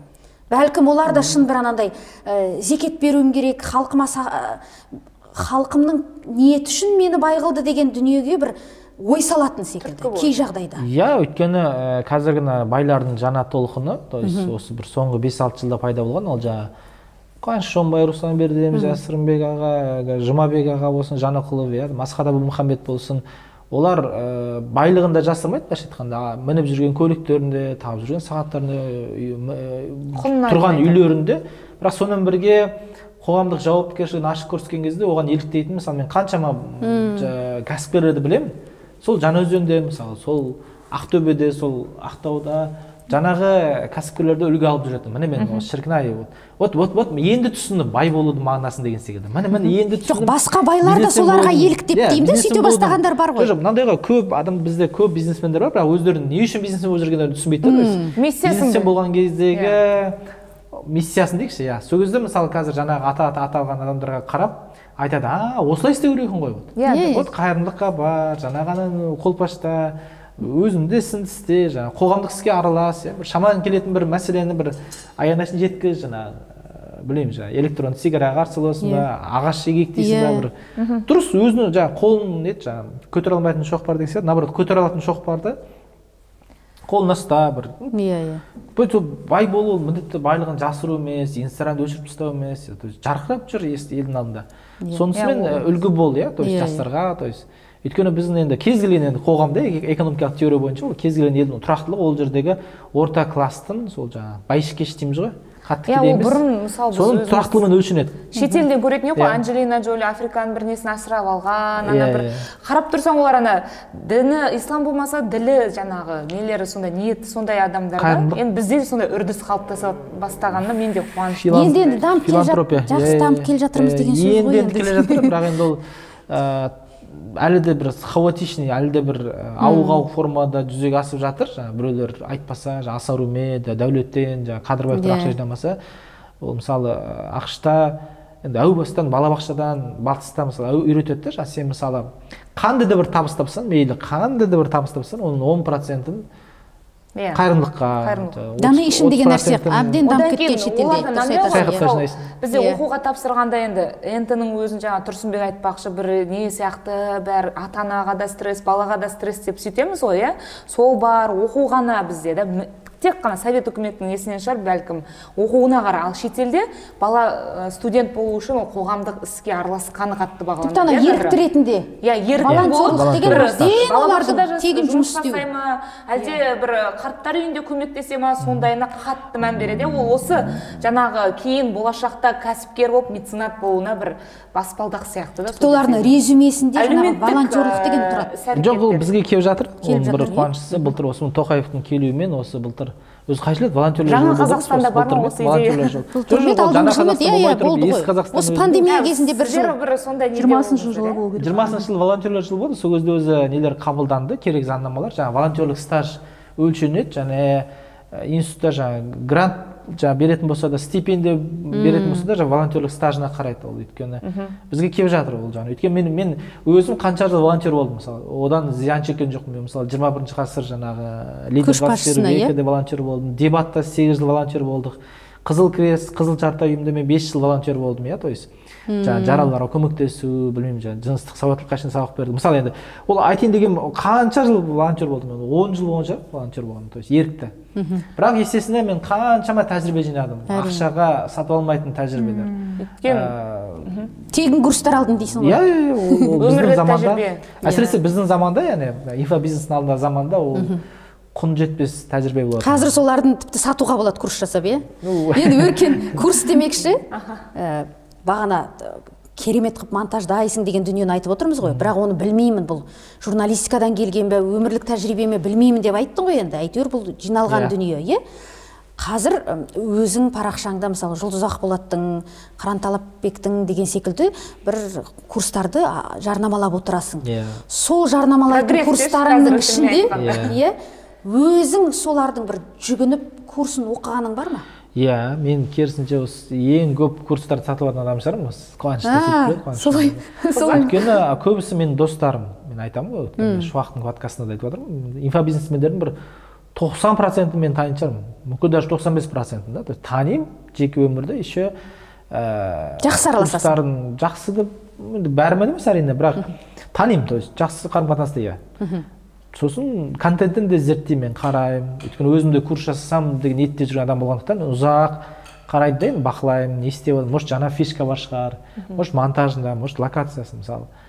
Мысалы Әлішер Елікбаевтың 48 сағаттық курс жасады осыдан 2 жыл бұрын, сол кезде мысалы әлі күнге шейін сол форматта істегім келеді, мысалы студиясы бір ерекше, жақта бір макбук тұрады деген. Мысалы айтайын деген әр дүниеден сен жаңа секілді, шетелге саяхаттаған секілді жаман курстың өзінен де бір титімдей ой алсаң, оның өзі пайда, иә? Ана курстарды мысалы өзің жарнамалап жүрген, иә? Өзің оқыған курстар ма, әлі оқымаған ба? Жартылай оқыған, жартылай оқымаған. Сосын мынандай да бір нәрсені түсіну керек те, мысалы менде мынандай бір жарнамалар болады да, кейде Қуаныш Шонбайды жарнамалаймын да, мысалы айта ғой енді топтарға арналған. Шынымен де ақылы асқан адамдарға, жаңағы интернет-маркетинг дегенсіз. Сосын мынандай бір менде кейде арнайы мынандай бір адамдар жарнамалаймын. 10 подписчигі бар, бір үйде отырған әйел, бірақ жаңағы интернет-маркетингті ол да үйретеді. Әрине оның деңгейі, сіздер секілді біреуде съемкасы вообще Қуаныш Шонбайдың ана профессионал жасаған курстарына келмейді, ол түсінікті. Салыстыруға да келмейді. Келмейді, бірақ мен мынада да түсінуім керек те, менің аудиториямда 176 адам ішінде ол адамдардың барлығының деңгейі Қуаныш Шонбайдың курсы көретіндей немес те, алып кетпейді. Ана әйелдің де деңгейіндегі адамдар бар да, жаңымыз. Бір 5000 адам бар шығар. 3000 адам бар шығар. Жалпы курсты өзі 1000 адам сатып алса, оның өзі керемет жетістік қой. Деңгейі мен қалтасына қарай әркім өзі сонда кейбір адамдар маған түсінбей алады. Айтады, мына кісі неге жарнамадыңыз? Мен айтамын, ол кісі дұрыс адам. Я керемет профессионал емес, түсінемін. Бірақ ол именно сол ана төменгі аудиторияны іліп кету үшін алған. Ана Қуаныш Шонбайдың нелері жетпейді оған, қармақтары жолдызақ болатын. Келмейді, ана аудиторияның арасы тым алыс. Ол кішкене промежуточный адамдар керек те, алатын кішкене. Демек оқырманмен санасатын болып тұрсың ғой. Иә, мен сондай логика келем. Сауаттылық деңгейімен, иә? Сондай логика келем. Мысалы, менде ағылшын тілі курсын жарнамалаған кезде де, мысалы менде жаңа атын атамақпен Астанада бір қыз жарнамалап жүрмін. Тағы бір 30 адам жазады маған, мысалы, ағылшын тілі курс, менде де ағылшын курс. Мен айтамын, так, ана адаммен ешқандай айырмасы жоқ. Мен мысалы 30 жарнаманы алсасам болады. Бүгін мынау жақсы, жоқ, ертең мынау жақсы, жоқ, мына 6 ай үйретеді, 7 ай деген. Бірақ қатар нәрсе жоқ. Енді мен бір жағдайда тағы бір ағылшын тілін жарнамасын алуым мүмкін. Қай кезде? Мысалы, атын айта берші, Елшат деген бір жігіт бар, кажется, Моңғолиядан келген ба, бір ағылшын тілін үйретеді. Ол адамдарға WhatsApp арқылы жібереді. Ағылшын тілінің сабақтарын WhatsApp арқылы жібереді. WhatsApp арқылы жауабын алады. Андай платформаға кір, пароль. Жеңіл емес, ана совсем жеңіл. Болады ғой, ана. Енді ойлап қараңыз. Өте симпл. Мысалы біз мамаларымызға. Кәдімгі онлайн, мамалар. Ана деңгей, уже деңгей, әдейі ниша дейміз ғой, ана ағылшын тілін үйретеді, нишаны тапқан. Уже ананы алуға болады, өйткені ол сенің аудиторияңдағы ана курс қамтымаған аудиторияны точно қамтиды да. Мысалы, көрдіңіз бе? Вот жарнама беруде де қамту ғой. Қайсысы қамтылмаған, қайсысы қамтылды өзің бір өлшеп отырасың да. Өркен жаңа. Одан да бір сабақ аламын дегендей ғой жаңа, иә? Жарнама салу деген жарнама деп айтып отыр. Үлкен өнер. Қанша тұрады өзі? Жоқ, оны өйтіп айтқан дұрыс. Негізі этикасы жағынан дұрыс. Сол қатты бір құпия емес, негізі бірақ айтқан дұрыс емес оны кейін. Адамдар жаңа секілді. Жоқ, оның белгілі бір бағасы да жоқ шығар бәлкім, иә? Жоқ, белгілі бір бағасы. Просто адамдарға контексттен тыс, мысалы айталық, мен мысалы мынандай кейде мынандай адамдардың жарнамасын алмаймын. Мысалы Өркен, қалайсыз? Сізді бір жерден естідім, жарнама берсек деп. Жоқ, сен бірінші маған жазыл, бір ай қара мен зерттеп, қалай жарнама саламын? Жалпы өзі кім жарнама салу деген? Шарты сондай емес. Жоқ, сен не үшін маған нені таңдап келдің? Мысалы Әлішер Елікбаев деген жиі мысалы келтірдік қой, ол кісінің жарнамасы мысалы бір сторисі 700 мың теңге тұрады да. Бір сторис дегенде бір 4 рет 15 секундта салған, жарайды 1 минутта 700 мың теңге. Бір пост 2,5 миллион теңге. Сол кезде Әлішер маған осы подходы күшті айтты. Ол айтады, адамдар айтады, сіз қымбат деп айтады дейді. Жоқ, сен өз кімге келіп тұрған білесің ба дейді, Әлішерге. Сендегі арман болса, мақсат, осы Әлішер Елікбаевқа жарнама салмасам болмайды. Прям болмайды осыған салмасам. Онда 700 мың теңге саған табасың сен, кредит аласың ба білмеймін, бауырын сатасың, бүйрен сатасың. Прям осы Әлішерге деп сен келдің ба, прям ынтығып болады ғой сен. Оқып, бір ниетің болса әрекет етесің. Тәуіптерге деген секілді сеніп келдің ба? Олай емес қой, өкінішке қарай көп жағдайда жаңағы кім жарнама береді, кім өркен жазса жаңағы деген секілді ғой, или дәулеттен жоқ, ол уже ықыласың дұрыс емес, тәуіп секілді айтып кетті. Ниеттеніп келдіңдер маған. Иә, то есть ол өйткені сен ақшаңды берейін деп жатсың ғой, ал жарнама салудағы ақша ол қайтады қайтпайды ешкім гарантия бермейді. Өйткені жарнамаға берілетін ақша бұл анық табыстан бөлек, шығыстан бөлек уже құрбан етілуге арналған ақша. Ол болды, имиджге жұмыс істейді. Мысалы, бізді Lexus осыдан 2 жыл бұрын Байкалға апарды, мұз үстіне драйв жасауға. Сол оқырмандар жазады да, Lexus'ың не пайдасы бар деп. Қаншама ақша самолетпен Байкалдың үстіне мұзға теуіп, и так та Lexus мықты екенін білеміз ғой деген. Жоқ, ол арман туғызу ғой. Мысалы, ол роликті көрген 10 жасар балада, мысалы, Қыран Талапбек жасаған әдемі Lexus LC-дің айналып жатқан несін көреді, мұздың үстінде, балада бір не туады? Арман. Мынаны 10 жылдан кейін аламын деген. Ол қазіргі алушыға емес қой. Бағасы 60 визуализация жасап қояды. Ала сал деген, свайп деген дүние емес, ол жаңа уақытқа жасалған. BMW деген машина брендтің маркасын, оған мен қалай ғашық болғаным күні есімде жоқ, жылына шын есімде. Қай жерде ғашық болғаным. 2001 жылы Жамбыл облысы Тараз қаласында политех колледжден ақша болмай қалып, самса проездге қалдырған ақшаға самса жеп қойып, қысқасы жаяу қайтасың ғой енді 20 теңге. Комсомольский ол жерден келе жатып, 6-шы микрорайон қасында Караоке клубтың қасында газет несі болатын, жаймасы. Сол жерде Автомир деген журнал тұрды, соның бетінде BMW M5 E60 кузовтағы суреті тұрды. Ақша болды менде, өтірік айтамын. 60 теңге ме, 70 теңге ме сатып алдым сол журналды. Мысалы, содан бастап мен мысалы сол брендтің ғашығымын уже 11 жыл болды да, мысалы. Прям фанатымын. Вот көрдіңіз бе, ол егер ол жерде басқа машина болған кезде, соның фанаты болып кететін бе едім деші? Әлде болмас едім. Вот қызға ғашық болу деген секілді, брендке ғашық болу, қай жерден не өтіп кететінін білмейсің ғой. Кімге қалай әсер ететінін білмейсің ғой. Сол жерде сонда әсер етудің ғана амалы ғой. Мысалы, Мюнхенде отырып немістер білген жоқ қой. Тараз қаласында бір бейшара бір студент оның бәрі сол кетіп бара жатып, анау газетный лавкадан алады, содан бір ғашық болады, содан бір фанат пайда болды деген есептемейді ғой олар. Бірақ олар бүкіл каналдардан жібереді. Біреу болмаса біреу болады дейсіз. Жарнама сондай. Менде де сондай болды да. Өткенде мобилограф 6 деген Қыран Талапбек. Мен Қыранға жазылған адам емеспін. Мобилографиядан вообще бүйтіп жүретін адам. Сенің стористарын көріп, Қыранға жазылып, сразу сатып алғансың ғой курсын. Мысалы да. Одан кейін өркен енді ол да жақсының жақсылығын айт дейді ғой. Мысалы ол біздің қолымыздан келмеуі мүмкін, біреудің қолынан келуі мүмкін дегендей, кейбір жағдайда жарнама басталған бетте өшіре салатын болады ғой. Ондай жарнама емес те, ақпараттық, танымдық қып жеткізудің өзі бір өнер секілді. Енді кей кезде бірақ бола ма өзіңде өркен мынандай бір бауыр ретінде, аға іні деген ретінде бір енді тай басып жатқан біреудің бизнесі немесе біреудің бір жобасына тегін қолдау білдіріп жіберу деген. Иә, болатын шығар. Енді бір тағы да оның бір шартын айту тағы да мүмкін емес ол. Жеке таныстық болса, өйткені ол жарнамаға сол күніге қанша адамнан келеді, және оның бәрін жарнамаға сұрыптайсың ба жарнаманы? Уақытың келмей, конечно, әрине. Ол жаңағы жарнама жасау біріншіден маған ұнайды тағы да қызық болған кезде. Өйткені бұл қиын дүние ғой. Байқаймыз да, жаңағы жұлдызды айттық, басқаны айттық, солардың прогревінен сенікі өтіп кетеді. Жоқ, айтып отырмын ғой, бұл біз енді газет журналистикасында жүрген кезде, Жас Қазақ деген газетте жүрген кезде, мысалы Каспий банк, ол кезде Каспий емес, Альянс банктың жарнамалары келетін, пиар деген несі бар, кругляшогы бар. Ақшасы төленген, миллион төленген жарнамаларды, мысалы, стажерларға жаздыртатын да, жаңағы бір скучный, енді бір ол әдебиет емес, ол бір публицистика емес, жоқ, ол бір жарнамалық материал деген бұрын бір несі, ұят деген қалай болады, бір салсаш деген сияқты. Сондай еді ғой газет. Или ана телевидениеда бегущий строкада астында жүреді, әлде ол жаңағыдай бір дайындалып берген ролик деген. Бірақ ол керісінше ең қиын жанр жалпы журналистикада. Маркетингтен өте қызық. Жарнаманы секундтық дүниені жасау ең қиын дүние ғой шын керек. Видеографияда да сондай, жарнаманы түсіру деген өте қиын ол. Қаншама жалпы техникалық тұрғыдан болсын, креатив тұрғыдан болсын. Бір жыл бәленбай уақытта кетеді үлкен компаниялар, адамның назарын алу деген ол өте қиын да. Кеше мысалы бір күшті бір тәсілді айтып қалдың ғой. Сатып алуға мәжбүрлеу. Кеше аяқ киім таңдаған кезде, бұл отандық С деген компания емес, М деген секілді.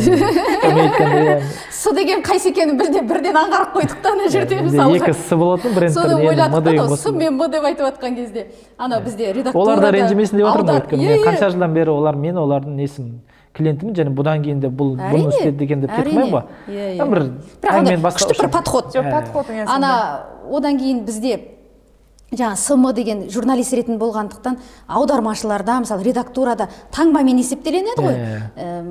Телевидениеде минутпен деген секілді сюжеттің бағасы, мына жерде жарнамада әріппен есептеле ме деп ойлап қаласың да. Жай ғана қалжың ғой. 6-8 сторис арасы не жарнама, жақсы жарнама. Ол әр кезде осы бұл бір мен тағы да қайда айтамын, жарнама деген не шығармашылық жұмыс ол. Кәдімгідей қиын жұмыс.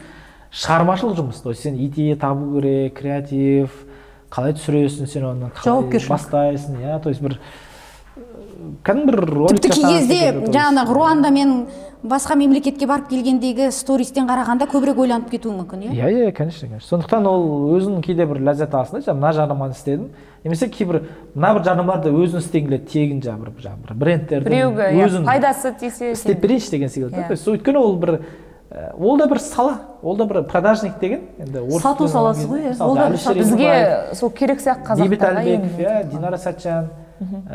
Мен айтамын, орыс тілінде продажник деген кәдімгі профессия бар, блогер емес. Бізде продажник десе, как бы жаңағы жарнаманы кейін бере салшы деген сияқты бір соңғы адам сияқты қарайды. Ол жаңағы мен ең көп жарнама салатын нарықта Дәулеттің басқа прям дәл біздің интенсивтігімізбен салатын кәсіби блогер жоқ. Андай қалаулымнан шыққан блогерлер бар, түсінікті вайнерлер бар. Бірақ андай интенсив дейміз ғой. Күніге бір немесе екі жарнама салатын кәсіби осымен араласатын кәсіби. Ондай адам басқа жоқ өкінішке қарай. Бұл негізі кәдімгідей мамандық өкінішке қарай. Маркетолог қой. Енді ондай жауапкершілікті ешкім ала бергісі келмейді ғой мойнына. Сіз неге жарнама сала бересіз? Мен айтамын, сіз бірінші Әлішердің оқыңыз, сосын ондағы жарнаманы есептеңіз. Бір күнде қанша? Бір күнде 10-12 жарнама салады, мысалы Бейбіт Әлбековтер. Біз мысалы 2-3 күнде бір жарнама салсақ, адамдар кейде жарнама екенін де мен аңғармай қалады екен шыны керек. Болсын, жаңағы адамдардың психологиясы бізде қызық қой.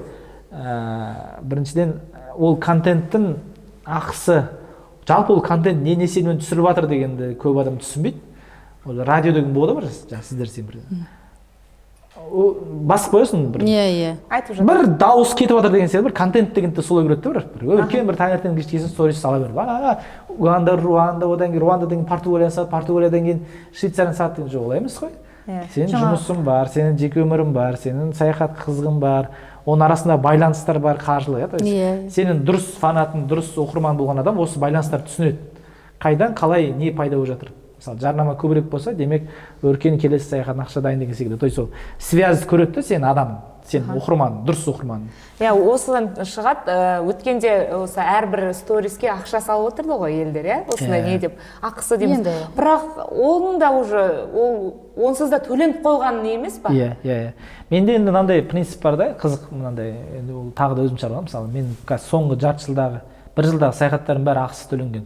Ағаларым апарат, бизнесмендер ақысын төлейді деген секілді. Сонымен бірге, былай айтамын да, қарапайым оқырмандардың да лебізі болса, оларға да өткенде осын түсірген болатын. Камера мысалға, Жоқ, лебізін білдіруге мүмкіндік қалдыру керек. Ол да бір өзің лептасын. Жоқ, өйткені олардың өзінің қалауы ғой, солай жазды емес пе? Елдің бәрі енді Сырымбектау, елдің бәрі тегін көруге ұяламын деп жазды ғой. Миллион теңге бересем мүмкін, 100 теңге бар. Ол өзінше менің саяхатыма қосқан үлесім деп өзін есептесе, жан-жаны мақтанып қарап, ертең көріскен кезде де мен сіздің Угандаға баруыңызға 100 теңге салғам деп өзі былай үлесін сезінесіз. Сізбен байланысы ол мүмкіндікті де ол адамдарға беру керек. Неге онда? Ол бай болмаған үшін адамдар кінәлі емес қой. Миллионер болған үшін адамдар кінәлі емес қой. Пожалуйста, 50 теңге жерсін, 1 теңге жерсін, 150 теңге жерсін, кэшбэк деген бар ғой. Каспийде жиналып қалған көп адам сол кэшбэгін жібереді жаңағы. Білесің сразу 122 деп іле деп тұрады, ар жағында тиындар тұрады, өйткені тиын ешкім жүрмейді ғой, кэшбэгін қосып жүреді да. То есть, пожалуйста, адам өзін содан марқайса, өзінің эгосының қасысы былайша айтқанда. Иә, дұрыс мағынада онда неге жасамасқа ол мүмкіндік. Өркен, жаңа өзің айтып жатырсың ғой, жарнама ол бәріміз білеміз де қазір. Жарнама сатудың бір несі де, сату кәдімгі. Жарнаманы өткізу үшін ол бірінші жауапкершілік, ол адам алдындағы ақысын алып қойдың, жарнаманы өткізу керексің, өткізу деген ол сату, жаңа продажа саласы. Осы мақсатта өзіңді дамытып оқып тұрасың ба, бана курстар оқимын дедің ғой? Жоқ, сатуға байланысты мен оқымайды екенмін, өйткені сатуды техникасын ол көбіне сол нақты курс жасайтын адам бір оқиды, өйткені ол жаңағы түрлі сату техникалар бар ғой, жаңағы ішіне триггер салам бір. Ол менің офер, триггер деп жаңағы, иә, осы кезге дейін жинаған тәжірибем, қарап жүрген дүнием, ол жарнама қызықтырып жасауға жетеді деп ойлаймын да. То есть менікі бастысы қызықтыру. Ол енді мен артық гарантия бермеймін ғой. Мысалы, кейбір жарнамашылар болады, сатушы берген гарантияның үстіне тағы бір гарантия қосып береді. Или сатушы айтқан оффердің үстінен тағы бір оффер айтады. Жоқ, мен өзім көрген білеймін. Өтірік дейміз бе, әлде кішкене қатты артықтырып жүреді. Олай істемеуге мен тырысамын да, өйткені өнімді танитын болсам танимын деп айтамын, інім болса інім деп айтамын. Жақсы өнім болса жақсылау өнім деген секілді бір болады бір. Шама келгенше басын қызықтырамын, бірақ өнімді бір қатты мақтамаймын да. Осыдан көрмесең болды, ойбай деген секілді. Жалпы қандай салада өзіңді дамытып отыруға тырысасың үнемі?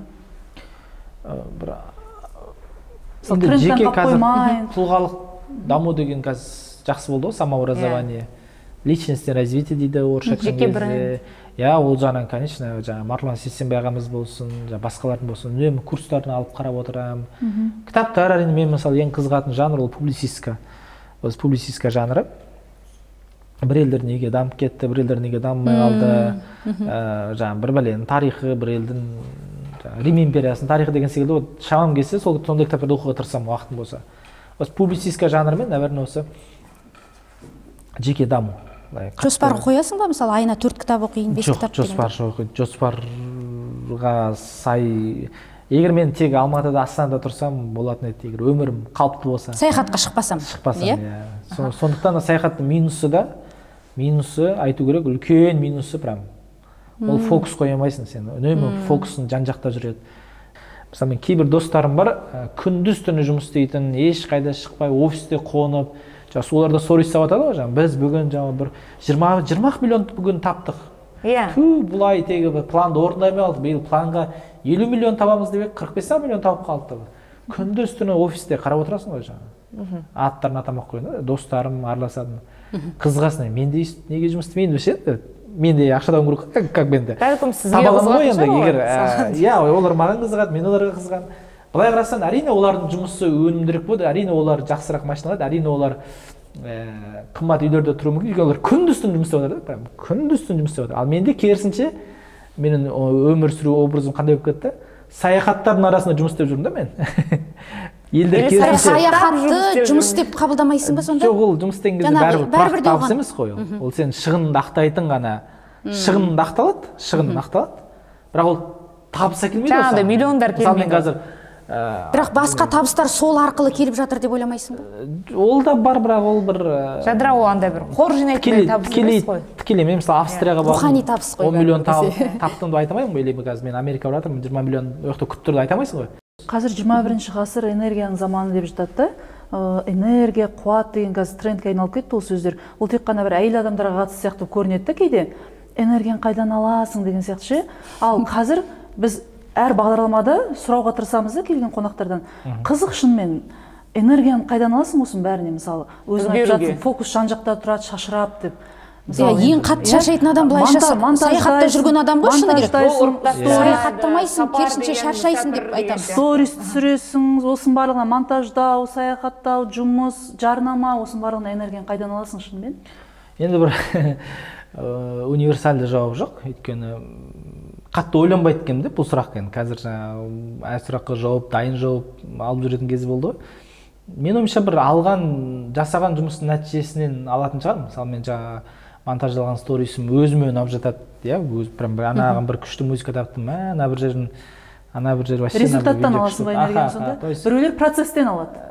Жоқ, мен процесстен результаттан да. Сапардан да рухани пайда аласың дегенім осы шығар бәлкім. Инстаграм қатты шықпай тұрып, Инстаграм, то есть фото функциясы болған кезде мысалы телефонды алып мысалы сәл настроение болмаған кезде или басқа кезде Астананың оң жағалауы Гёте деген көшелер барып, ескі вокзалдың қасы бір ескі үйлер бар, Сталин заманынан қалған. Сол үйлерді барып, сол маңайларда жүріп суретке түсіретін. То есть бір ракурс табасын, ұнайды, суретке түсіресіз, содан шаршаған басылады да, мысалы. Тыныш райондар дейсіз. Қарасам, мысалы мен Алматыға барсам, уақыт болса, жаңа Төлебаев көшесі, Мұхан Төлебаев, Шевченко көшелерінің қиылыстарын бұрын ғой. Жайлап жүремін да, бір суретке түсіремін, бір білмеймін. Құрманғазы көшелері бар, тыныш көшелер. Вот мен оказывается, вот энергия дегенде, почему-то осы процесс есіме түседі жаңағы. Және жаңағы сторис, мысалы біз Яков екеуміз қызық мысалы жаңағы Эфиопияда 14 күн болып, сол кезде біз соңғы бір 3 күн тамақ ішуді ұмытып кеткенбіз ғой, мысалы біз. Күніге бір қаладан бір қалаға ұшамыз, Гондорден ана қалаға, мына қалаға. Бір күні жаңағы қарымыз ашиды, шамамыз жоқ, прям тұра алмаймыз. Ұйықтап қонақ үйге келеміз, болды, құлаймыз, прям құлаймыз. Мүлдем тамақ ішпегенсіңдер ме 3 күн бойы? 3 күннен кейін есімізге түседі, су ішіп жүрміз оны, сусыз мүмкін емес. Ыстық. Тамақ ішуді ұмытып кеткенбіз. Ыстық тамақ ішпейсіз. Біріншіден уақыт жоқ тамаққа. Отырып, тамаққа уақыт қарастырмағанбыз, өйткені тамаққа вообще уақыт қарастырмағанбыз. Әр минуты, секунд саяхат. Ең соңында оны ұмытып кеткенбіз. 3-ші күні барып есімізге түсіп. Кеткенбіз деген қалай кетеді? Ұмытып кеткенбіз. Яковтан сұраймыз, қашан болды соңғы рет тамақ ішіп қойды? 3 күн болды деді. Мен де есептеймін 3 күн болды. Ол көрінді, ол процесс қызық болған кезде адам увлекающий дейді. Шаршаған ұмытып кетеді, әрине. Бірақ ол денсаулыққа зиянсыз деп тағы да айта алмайсың. Мен мысалы кеше саяхаттауға барғысы келетіндер ескерсін, иә. Мысалы мен қазір таңғы 6-ға шейін отырдым. Түрім быт-шыт болып жатқанда, өйткені Лихтенштейн туралы ақпарат қарадым да, ол елге қалай барады, ол елдің тарихы, ол ел жаңағы қасиетті Рим империясының құрамына 1716 жылы не үшін шықты, оны Лихтенштейн деген неге Лихтенштейн, ол адамдардың аты ғой, Лихтенштейн деген. Ұрпақ Кенжебек деген секілді, Өркен Кенжебек деген секілді, Лихтенштейн деген фамилия. Соны сатып ал, ол ел жалпы біреудің жеке иелігі, жеке меншігі да, жеке меншігі ғой. Мысалы, енді сондықтан ол процесстен шаршамайсың, оған бөлген уақытқа сен өкінбейсің да, то есть, өзіне пайдалы жатқанын сезінесің, то есть. Денсаулық аманат дейді. Таңғы 6-ға дейін мысалға ақпарат қарадым дейсің. Сол үшін де мен айтамын ғой, жас кезде саяхаттаған жақсырақ деп ләж болсын. Қуат бар да. Кішкене энергияң тезірек толады. Бірақ андай өзіңде принцип жоқ па? Ерте жатуым керек, таңертең одан да ерте тұрып қараймын жаңағы ақпаратты деген секілді. Шабытқа байланысты. Жоқ, бізден әбден журналистика бізді құртқан, түнде жұмыс істеп, күндіз кеш тұрып деген секілді. Ненормированная работа деп жалпы шығармашылық адамдар сондай ғой. Графигімде үлгеру қиын. Енді өйткені менің жұмыс істеу ритмім қандай? Күндіз адамдармен кездесем, түнде істейсің бе? Кездесем. Отыруға мүмкіндік жоқ. Съемка, әлде осындай подкаст, әлде басқа сұхбат бересің, әлде жастармен кездесесің. Қай кезде сен монтаждайсың, қай кезде сен дүние сотканың бетіне қарайсың деген сияқты ғой. Не түсірдім өз дүние секілді. Әрине түнде, кеште әлде. Сондықтан менде мысалы ритм 2-3 күн тоқтамай жұмыс істейін да, быт-шыт болып. Содан кейін бір күн прям полный демаламын, 1,5 күн күш алып аламын да. Қайтадан сол ритм. Алматыға барған кезде менде сондай ритм прям. Күндіз түні тоқтамай кездесу. 1,5 күн қайтадан неғып қаламын. Дем аламын да, сторис самаймын, лағып кетемін, ұйықтаймын, жатамын, видео ырымдап жатамын деген сияқты. Қайтадан сол ритм. Өйткені басқаша ритммен Марғұлан Сейсенбайлар секілді жаңа таңертең 5-те тұрып, йоганы жасап, ол келмейді деген сөз емес. Мен жалпы мінезім әлі келмей жатыр дағдылануыма. Оған жете алмай жатыр. Жете алмай жатырмын мен. Негізі солай болу керек па идея. Иншалла келетін шығармыз.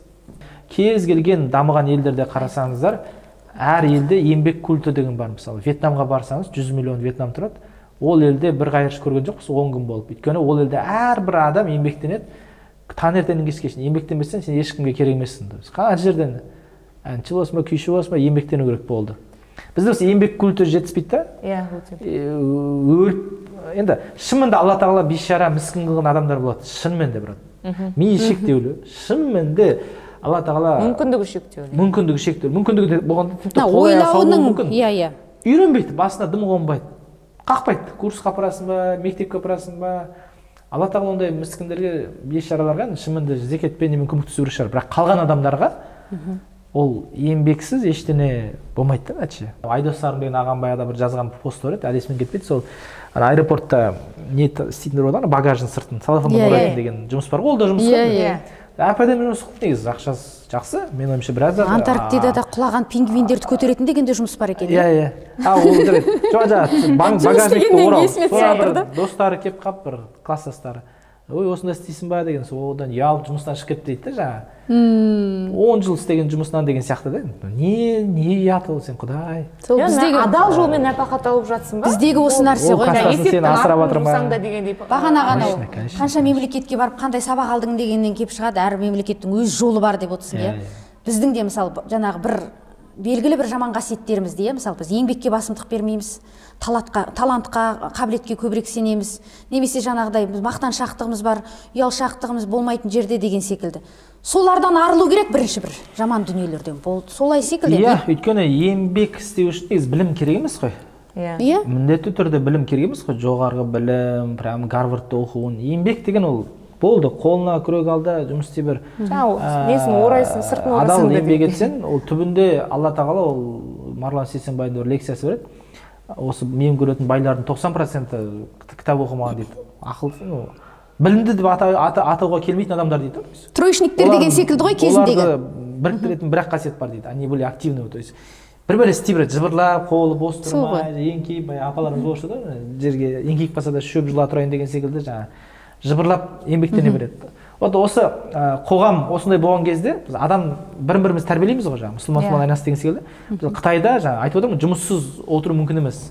Вьетнамда 100 миллион адам ол жұмыссыз отыру мүмкін емес. Жан бәрі жыбырлап жатыр да, құмырсқан елеуі секілді. Қытайда солай ғой. Вот бәріміз де осындай өмірді көрсетсек, жаңа сіз де, мен де, елбасы, президент, білмеймін, әнші, Қайрат Нұртас бәрібір еңбекқорлықтың үлгісін көрсетсе, адамдарда бір не пайда болады?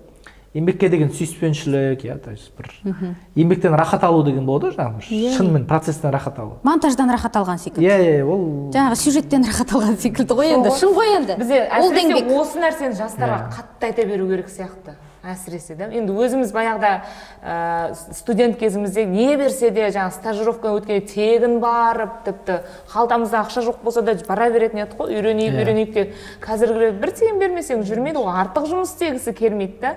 Соны кішкене жастарға сіңіре беру керек сияқты. Ана бір танысымның несі айтып еді, апасы айтты да, бәрі енді соңғы кезде ер адамдар жаңағы ұл балалар көп әнші болып кетті ғой бір кездер, жаңағы жігіттер шықты, мыналардың бәрі әнші болып кетті, жұмысты кім істейді деп ренжіп отыр екен да. Шынымен ғой сондай болып кетті. Қазіргінің бәрі блогер болып кетті, баннер болып кетті. Жаңағыдай машине крутой машине алады, бір-біріне машине атады дегендей да. Соны көрген менің балаларым шын мәнінде мен блогер боламын, мен вайнер боламын дейді. Мысалы қазір. Сол жаңағы идеологияның кішкене еңбек жағы қабілеті болса болсын, иә, ешкімге блогер болмаймын. Мен де мысалы айта алмаймын. Сол блогпен ақша тауып отыр ғой енді көбі. Блогер болу да оларды кінәлау емес. Шынымен де қабілеті болса, жаңағы блогер жаңағы басқа елдердің тек дамыған жерін көріп отырмыз деген сияқты, бұлар жаңағы блогтың ненің айсбергтің бетін ғана көреді ғой қазір. Астында қанша жұмыс, еңбек дегенді білмейді ғой. Қай дүниеге қабілетің бар, сол салада еңбек ет. Солай. Бүгін мына сұхбатты түсіруге көмектескен Нәрікбаев атындағы Казгю университетіне және мына біздің төртеуіміздің үстіміздегі ұлыс деген мерчті ұсынған Диана Ахметжанға мың алғыс. Ал қымбатты достар, біздің Ля Газетта каналымызға жазылуды ұмытпаңыздар. Сілтемесі мынау. Келесі кездескенше сау болыңдар. Және де біздің подкасттарды жіберіп алмау үшін қоңырауды басыңыздар.